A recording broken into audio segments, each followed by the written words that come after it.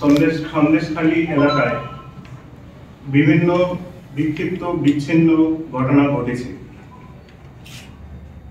9 তারিখে জেলিয়াতখালী অঞ্চলে একটা পোল্ট্রি ফার্মে আগুন ধরিয়ে দেওয়া হয় এবং কিছু জায়গায় আর্সন করা হয়।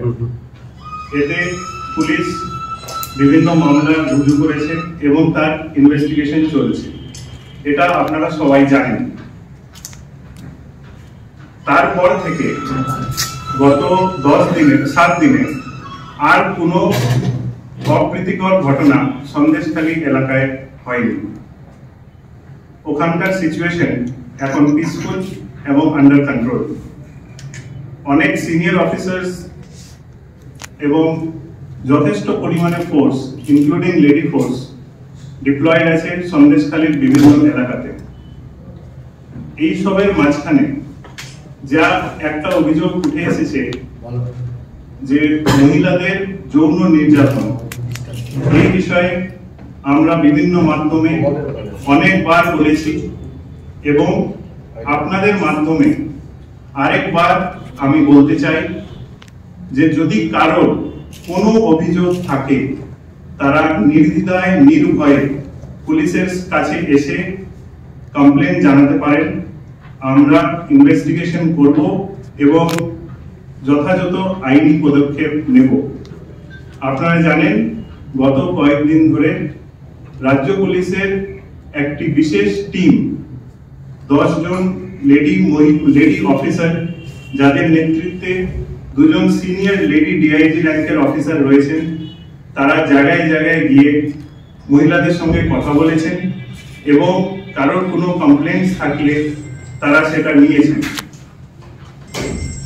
আমি আরেকবার বলতে চাই যে সন্দেশখালী এলাকায় এখন পিসফুল আছে এবং শান্তি বজায় আছে। কেউ যদি শান্তি ভঙ্গ করার চেষ্টা করে আমরা এর কড়া পদক্ষেপ নেব। গত বিষয়ে একটা জিজ্ঞাসা আপনার কাছে, শিবু হাজরা এবং উত্তম সর্দার তাদের বিরুদ্ধে কোনো নতুন সেকশন অ্যাড করা হয়েছে? এটা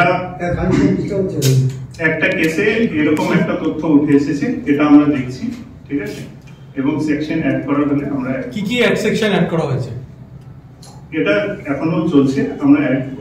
উত্তম সরকারকে গ্রেফতার করা হয়েছে গণধর্ষণ এবং হত্যার চেষ্টার অভিযোগ রয়েছে তার বিরুদ্ধে। শিবু হাজরার বিরুদ্ধে একই অভিযোগ রয়েছে, তাকে গ্রেফতার করা হচ্ছে না কেন বলে গ্রামবাসীরা দাবি করছে। শিবু হাজরাকে কি আপনারা পাচ্ছেন না?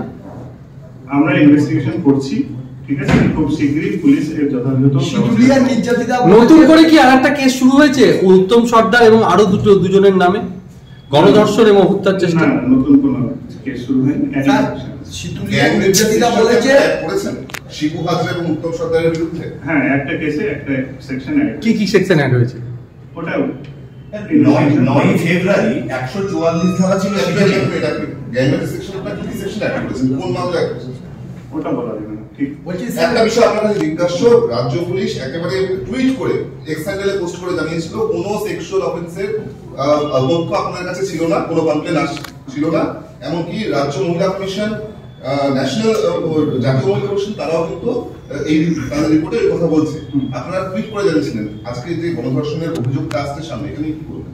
এটা পরে এসছে, এটা কোর্টের জবানবন্দিতে এসছে, এর যেটা ইনভেস্টিগেশন আমাদের আসবে ওটা যথাযথ। প্রথম দিকেই কেন এটাকে ইয়ে করে দেওয়ার চেষ্টা করলো? পুলিশ কোনো কিছু লুকাবার চেষ্টা করেনি। আমরা প্রথম থেকেই বলেছি যার যে কমপ্লেন্টস আছে ওটা আমাদেরকে দিন, যেইভাবে কমপ্লেন্টস আছে ওই সেকশনেই মামলা রুজু করা হয়েছে। কতগুলো মোট মামলা হয়েছে এই যাবত এবং কি মামলা হয়েছে যদি বলেন? এটা দেখে বলুন। মোট কতগুলো মামলা হয়েছে এই ঘটনাকে? বেশ কিছু মামলা হয়েছে, এটা দেখে। কতজন গ্রেফতার হয়েছে টোটাল?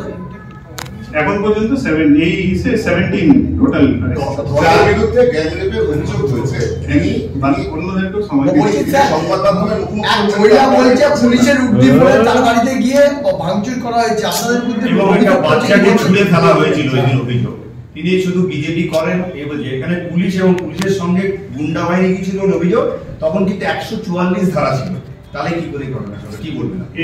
এই ঘটনাটা গতকালকে মনে হয় আপনাদের প্রেসের মাধ্যমে উঠে এসেছে না, বেশ কয়েকদিন আগে খুলনা গ্রাম পঞ্চায়েত কিন্তু উঠে এসেছে গতকালকে। ভুজঙ্গ দাসকে কি পুলিশ অ্যাকিউজ বলে গ্রেপ্তার করতে রেড করতে গেছিল বাড়িতে? উত্তরটা দিল না তাকে। বলছি স্যার, ওদের পরিবারকে নির্দিষ্ট অভিযোগ করা হয়েছে আপনাদের কাছে? না, কোনো অভিযোগ আমাদের কাছে আছে না, ওইটা কি বললেন 144 ধারার মধ্যে তার বাড়িতে গিয়ে তার অভিযোগ তাকে মারা হয়েছে, হাত দেওয়া হয়েছে, বাচ্চা শিশুকে ফেলে দেওয়া হয়েছিল আছে। এই জিনিসটা ইনকোয়ারি করা হচ্ছে, যদি কোনো এরকম ঘটনা ঘটে থাকে পুলিশ যথাযথ ব্যবস্থা নেবে। ভুজঙ্গ দাসের বাড়িতে পুলিশ কেন গেছিল? শিবু হাজরাকে কি গ্রেপ্তার করা হবে?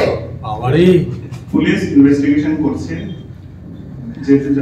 না স্যার, একটা প্রশ্ন, এক মিনিট একটু দাঁড়া। প্রশ্ন উঠছে, পুলিশের ভূমিকা নিয়ে প্রশ্ন উঠছে। প্রথমে আপনারা বললেন সেক্সুয়াল অফেন্সের কোনো তথ্য আপনাদের কাছে পাচ্ছেন না, এখন দেখা যাচ্ছে গ্যাংরেপের মতন অভিযোগ আছে। যার বিরুদ্ধে এত ভয়াবহ অভিযোগ, তাকে তিনি সংবাদ মাধ্যমের সামনে আছেন, আপনারা পুলিশ অ্যারেস্ট করতে পারছেন না।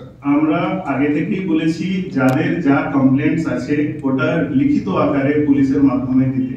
যা যা কমপ্লেন্টস আমরা পেয়েছি তার ওই কমপ্লেন্টস এর যা যা সেকশন আছে আমরা যথাযথ যেটা আইনি কারবাই হয় ওটা আমরা করেছি।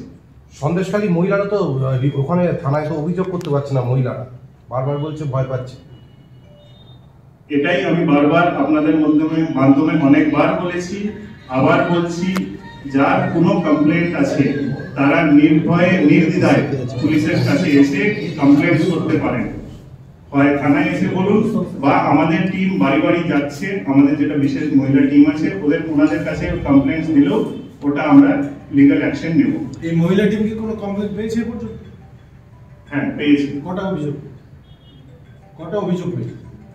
ওনারা যা যা অভিযোগ আমাদেরকে দিয়েছেন ওর আমরা লিগ্যাল অ্যাকশন নিচ্ছি। 144 ধারা বেশ কিছু জায়গায় আছে, 19 জায়গায়। আজকে শাসক দলের প্রতিনিধিরা ঢুকছে গ্রামে গ্রামে, অথচ বিরোধীরা কেউ ঢুকতে পারছে না।